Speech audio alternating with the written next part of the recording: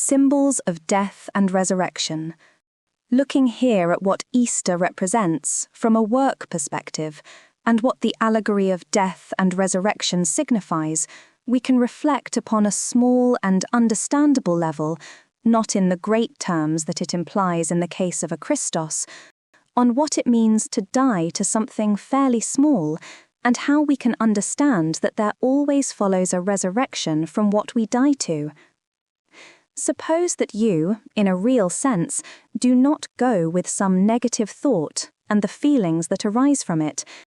Let's say that you really sacrifice this from yourself at an inner altar, from your free will, from your own understanding.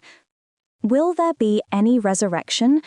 And does it mean that the same thing will recur again in the same form? That would not be resurrection, but recurrence.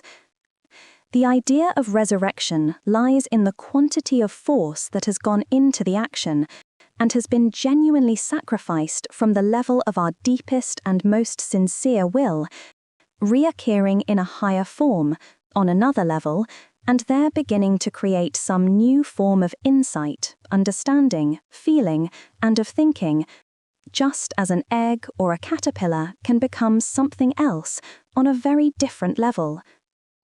Speaking, therefore, not sentimentally or in religious terms, but practically, as it applies to our day-to-day life, the idea of sacrifice runs through all esotericism and is implicit in everything that this work teaches.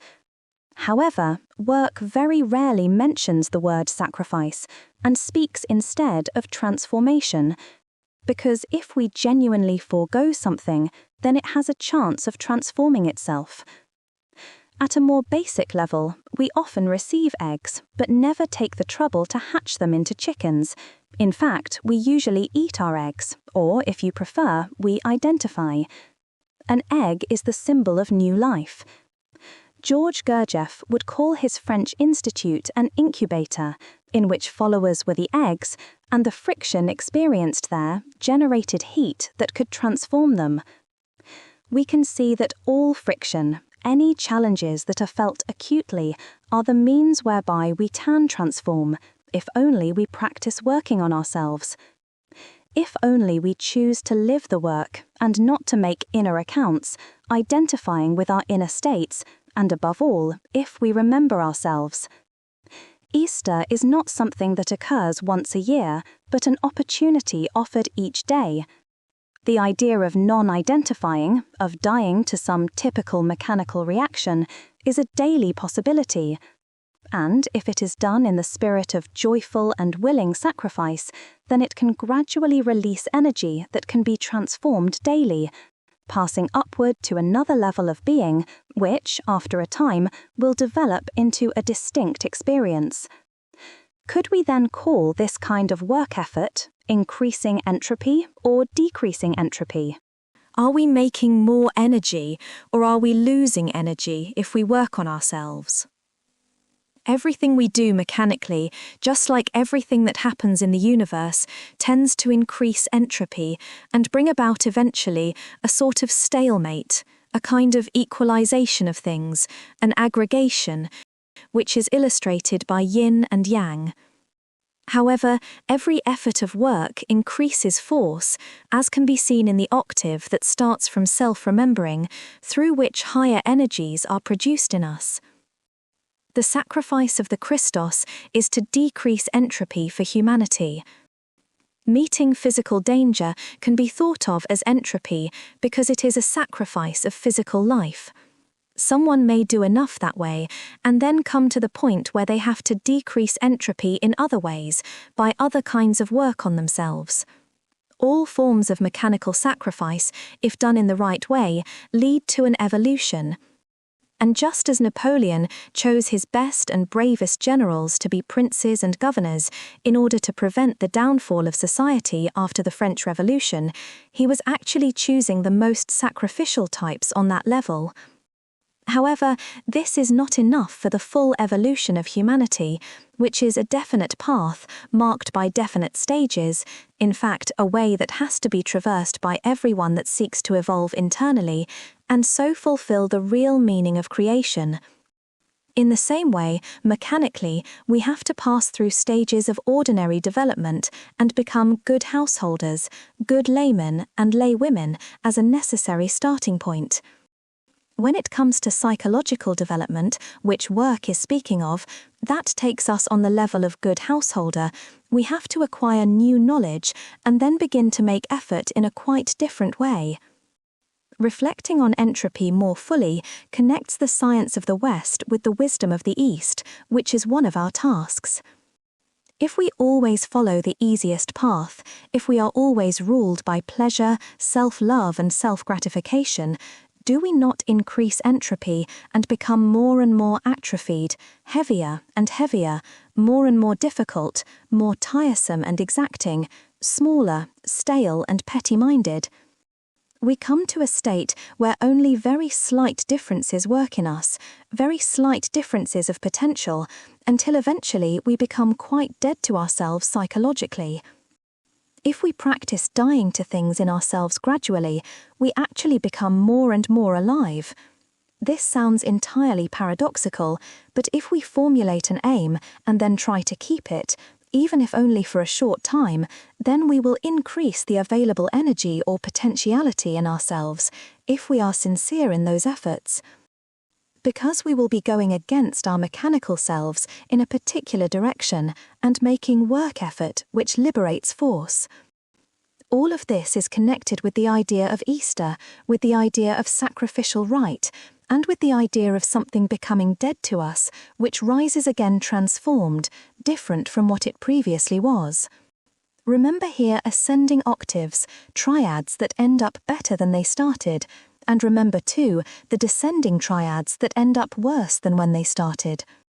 Whether or not man has achieved objective consciousness, his life is a flow to the gods of universe, to the divinities above him. His energies of body, life, and mind stream towards these greater powers, and in turn receive nourishment and strength from them. When man is awakened to this phenomenon within himself and participates consciously in the interchange, it becomes a sacrifice, a giving of self, an act of selflessness. This sacrifice is necessary for the growth of man into Godhead, for the manifestation of God in humanity. In this sacred interchange, the heart seat of the soul is the altar, Vedi. The being of man is the sacrificer, Yajamana. All movements of life are the oblations, Ahuti, and the mounting flame of aspiration for the divine is the fire, Agni, in which all is cast for transmutation and acceptance by the Supreme Godhead.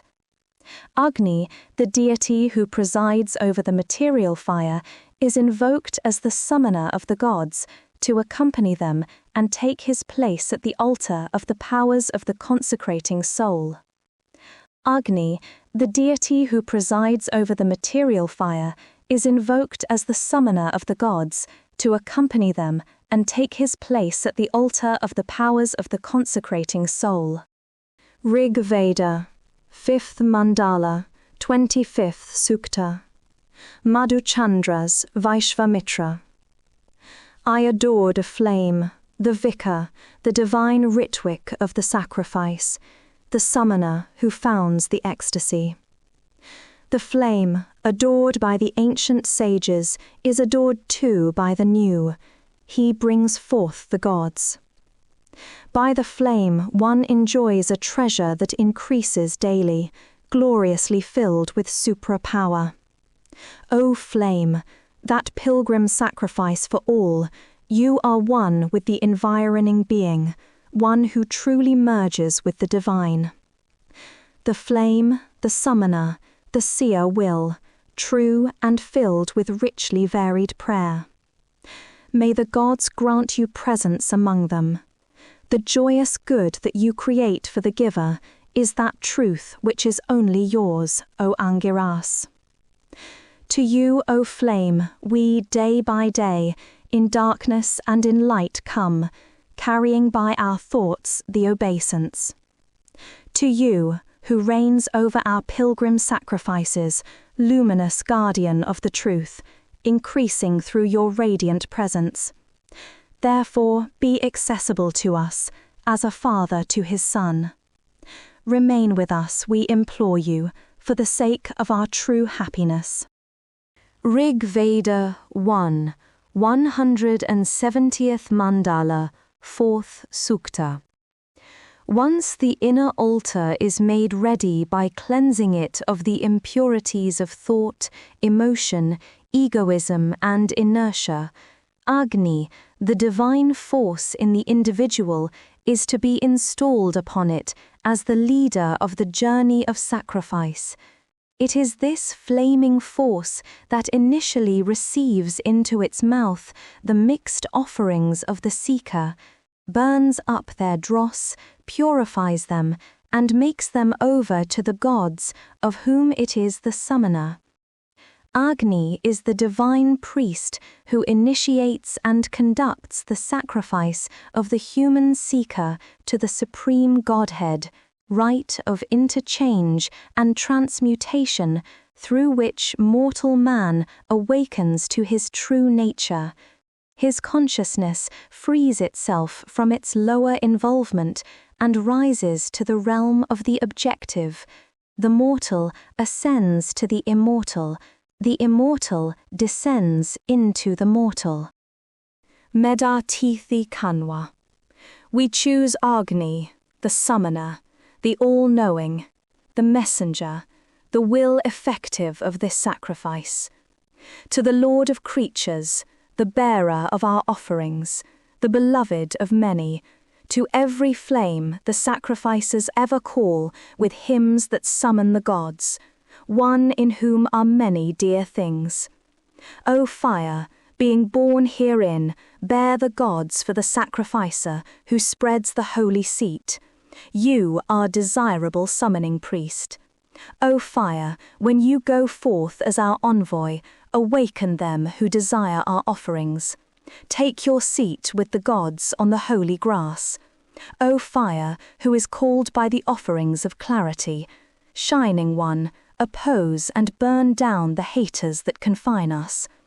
By the fire is the fire perfectly kindled, the seer, lord of the house, the youth and bearer of sacrifice, whose mouth receives the offerings. To the divine flame, the seer, him whose law of being is the truth, the shining one, the destroyer of all evils, approach and chant the hymn of praise. O flame, O divine messenger, the Lord of the offerings that waits upon you, of him become the protector. He who with the offerings approaches the divine force, for the birth of the gods, O purifier, on him have grace. O shining flame, who purifies, bear the gods our offerings and sacrifice. Adored by our fresh Gayatri rhythms, bring for us the felicity and force filled with the strength of champions. O fire, with lustres white, and all your divine hymns that summon the gods, come and accept this hymn that we affirm.